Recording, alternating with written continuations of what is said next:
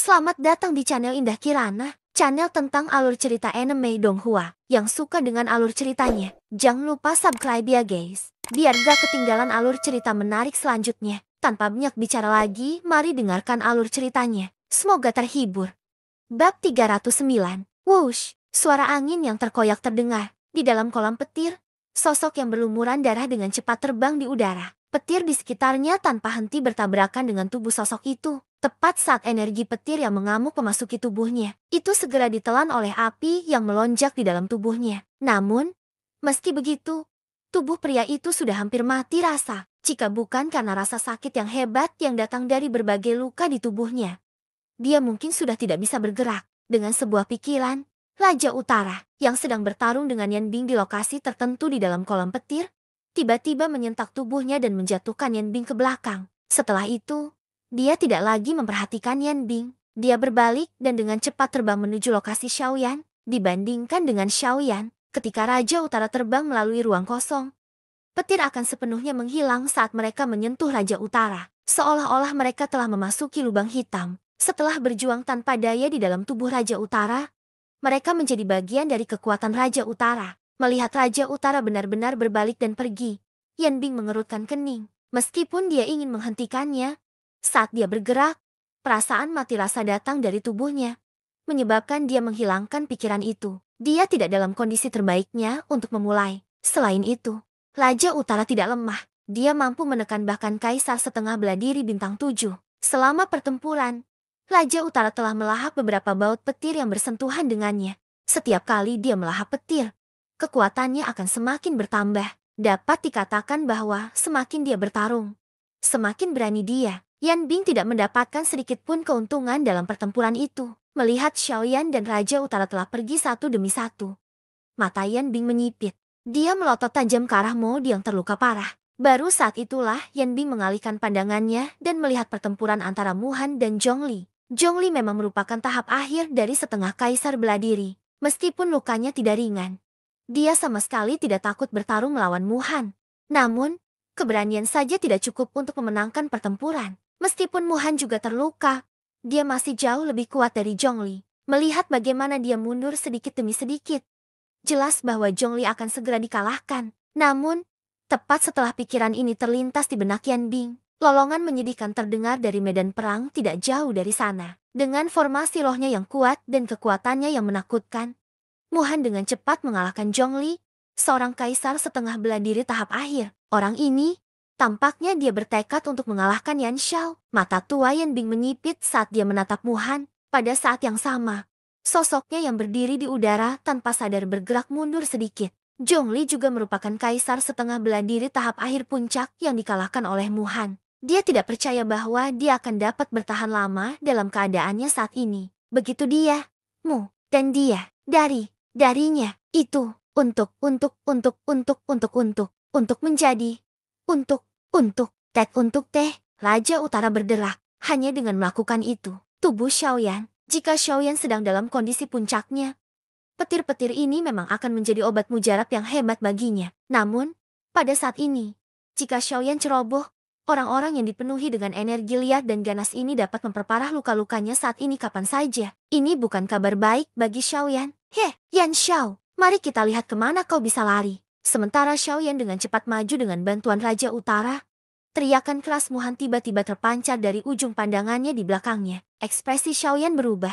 Dia tidak menyangka Zhongli akan dikalahkan oleh Muhan dalam waktu sesingkat itu.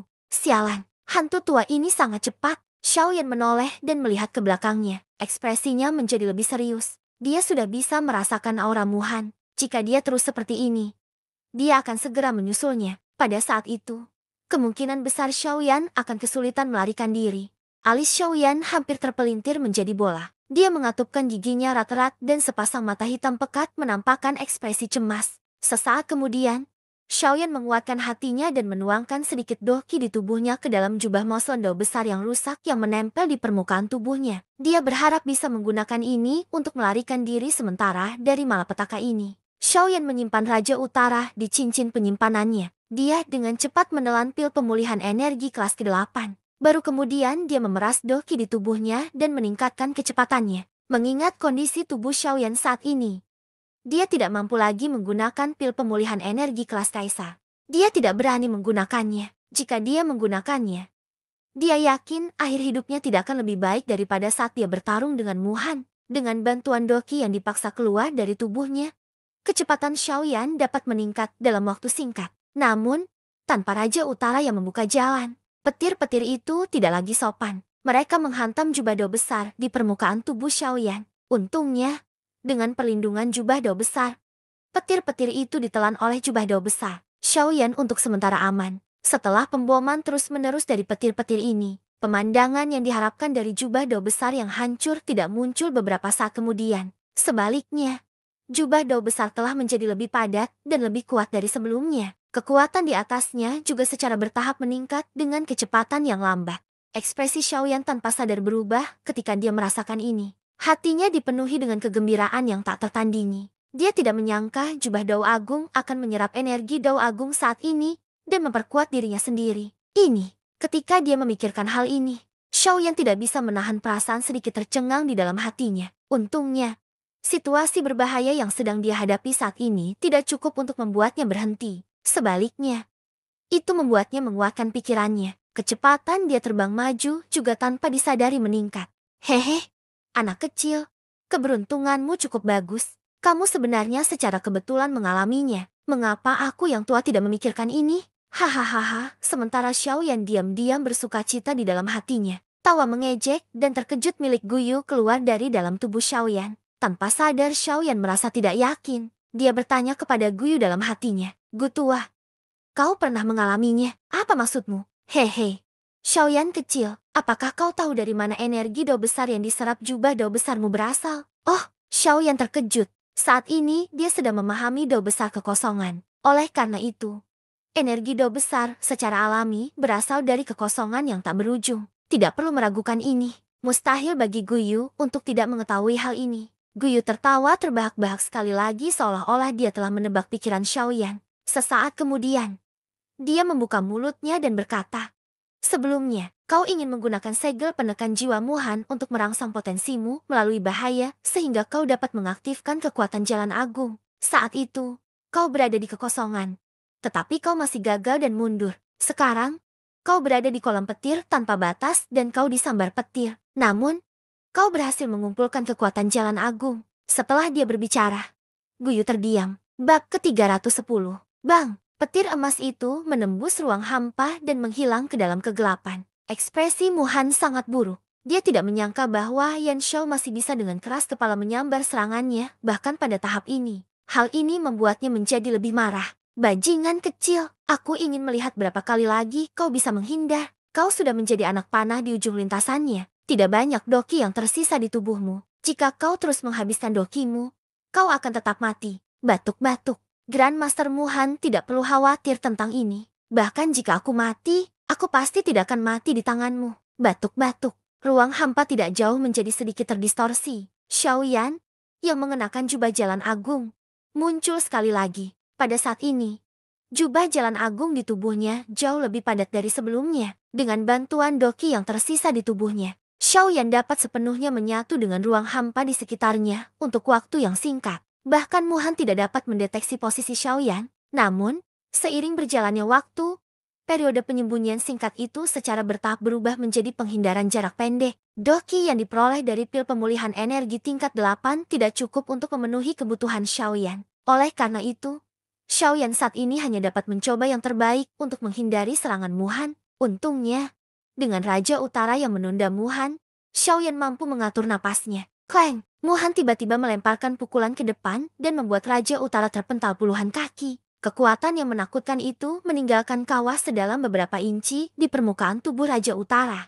Kelihatannya sangat mengerikan. Untungnya, Raja Utara hanyalah boneka. Jika dia adalah orang yang hidup, pukulan ini saja sudah cukup untuk merenggut separuh nyawanya. Muhan mengerutkan kening sambil menatap Raja Utara yang telah terlempar. Begitu tubuh Raja Utara bersentuhan dengan petir, petir itu menyerapnya ke dalam tubuhnya. Saat petir berkedip, kawah besar di dada Raja Utara dengan cepat pulih dengan kecepatan yang terlihat oleh mata telanjang. Melihat pemandangan ini, wajah tua Muhan tidak bisa menahan diri untuk tidak berkedut. Dia telah melihat monster sebelumnya, tetapi dia belum pernah melihat monster seperti itu. Mengerikan memang hal yang wajar bagi tuannya. Tetapi dia tidak menyangka boneka itu akan sama mengerikannya dengan orang yang telah berbuat curang. Lebih jauh lagi, yang paling mengejutkan Muhan adalah setiap kali Raja Utara bersentuhan dengan petir itu. Tidak hanya luka di tubuhnya yang akan pulih, tetapi kekuatan fisiknya juga akan meningkat. Binatang ini pada dasarnya adalah dewa perang yang tak terkalahkan di kolam petir kekosongan. Sialan, siapa kamu? Mengapa kamu memiliki begitu banyak hal yang menantang surga pada dirimu? Bahkan Raja Utara, yang hanya memiliki kekuatan kaisar setengah bela diri bintang 6, tidak terbayangkan jika dia meningkatkan kekuatannya ke tingkat yang lebih tinggi di masa depan. Bukankah dia akan dapat dengan mudah mengurus mereka yang disebut ahli sejati, bahkan tanpa Xiaoyan? Seperti yang Muhan duga dalam hatinya. Dia bisa merasakan betapa menakutkannya Xiaoyan. Namun, sebelum dia bisa berpikir lebih jauh, Raja Utara, yang telah pulih, menyerangnya sekali lagi. Di sisi lain, Xiaoyan juga menggunakan waktu singkat ini untuk memulihkan sisa doki di tubuhnya dengan cepat. Dia tahu bahwa, meskipun kemampuan pemulihan Raja Utara sangat luar biasa di kolam petir kekosongan, dia masih tidak bisa mengendalikan doki. Selain perbedaan kekuatan antara dia dan Muhan, hanya masalah waktu sebelum dia dikalahkan oleh Muhan. Jika dia ingin menstabilkan dirinya sendiri, Xiaoyan masih harus mengandalkan dirinya sendiri. Pada akhirnya, setelah menelan 2 pil pemulihan energi tingkat 8 lainnya, Xiaoyan mundur sambil menggunakan api surgawi untuk memurnikan pil di tubuhnya dengan cepat. Untai Andoki terus-menerus disuntikan ke dalam pusaran di tubuh Xiaoyan. Pada saat yang sama, saat Xiaoyan maju, ratusan baut petir terus-menerus membombardir jubah do besar di permukaan tubuh Xiaoyan. Namun, dalam sekejap, semuanya dilahap oleh jubah do besar. Energi do besar di jubah do besar juga menjadi lebih padat. Boom! Keterampilan do yang menakutkan mengirim Raja Utara terbang 1000 kaki jauhnya. Kekuatan yang menakutkan itu menyebabkan dada Raja Utara runtuh. Sebuah retakan sepanjang 1 kaki muncul di perut Raja Utara. Muhan dengan cepat mengangkat kedua tangannya. Saat segel berubah, sebuah formasi melesat keluar dan menjebak Raja Utara di dalamnya. Raja Utara tidak dapat melarikan diri untuk waktu yang singkat. Setelah melakukan semua ini, Muhan menatap Xiaoyan. Namun, dia menyadari bahwa Xiaoyan telah melarikan diri ribuan mil jauhnya. Muhan sedikit mengernyit dan mendengus. Tubuhnya bergerak dan dia dengan cepat mengejar Xiaoyan. Dalam waktu singkat, Muhan sekali lagi melihat sosok Xiaoyan. Namun, ketika dia melihat sosok Xiaoyan, Muhan tidak bisa menahan diri untuk tidak mengerutkan kening lagi. Ini karena Xiaoyan sebenarnya sedang duduk bersila di udara. Kedua tangannya membentuk segel pelatihan. Sepertinya dia sedang memurnikan sesuatu di dalam tubuhnya. Di permukaan tubuh Xiaoyan, jubah do besar yang hitam pekat melepaskan kekuatan hisap yang ganas. Itu menarik semua baut petir di kolam petir. Saat baut petir itu bersentuhan dengan jubah do besar, mereka dengan cepat dilahap oleh jubah do besar. Secara tak kasat mata, ada bintik-bintik cahaya hitam pekat yang tidak bisa dilihat oleh mata telanjang yang bergabung ke dalam jubah do besar. Energi pada jubah do besar juga secara bertahap menjadi lebih padat dan lebih padat. Sialan, apa yang terjadi? Mengapa bahkan bocah busuk ini mampu melahap baut petir dalam sekejap?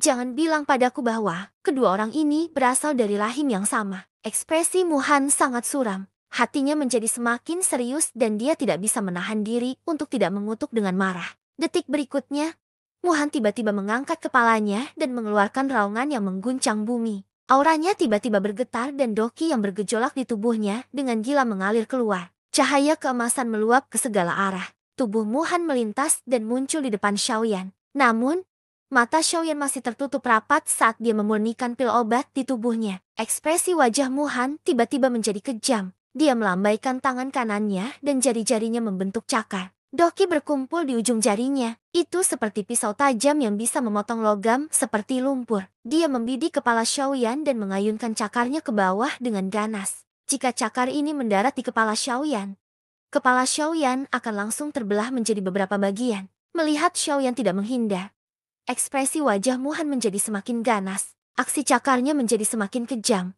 Dia ingin membunuh Xiaoyan dalam satu serangan. Mati. Namun, saat cakar Muhan kurang dari 1 inci dari wajah Xiaoyan, Xiaoyan tiba-tiba membuka matanya. Cahaya keemasan tiba-tiba muncul di matanya yang hitam pekat. Pada saat yang sama, sebuah pikiran terlintas di benaknya dan jubah muslin Greatway di tubuhnya langsung memancarkan cahaya terang. Cahaya aneh itu langsung menyembunyikan semua aura Xiaoyan. Swoosh! Cakar yang dipenuhi aura yang mengesankan itu dengan keras merobek ruang kosong. Pada akhirnya, cakar itu bahkan tidak menyentuh sehelai rambut pun di tubuh Xiaoyan. Munculnya pemandangan ini segera membuat wajah Muhan menjadi pucat karena ketakutan. Pada saat dia bereaksi, sosok Xiaoyan sudah muncul beberapa puluh kaki jauhnya. Ketika Muhan mengangkat kepalanya untuk melihat, Xiaoyan sudah mengulurkan tangannya. Ada daya isap yang kuat di telapak tangannya. Garis-garis hitam kecil yang tampak seperti ikan perak muncul dengan cepat di ruang kosong. Mereka secara bertahap berkumpul di telapak tangan Xiaoyan dan berubah menjadi rolet hitam seukuran kepalan tangan.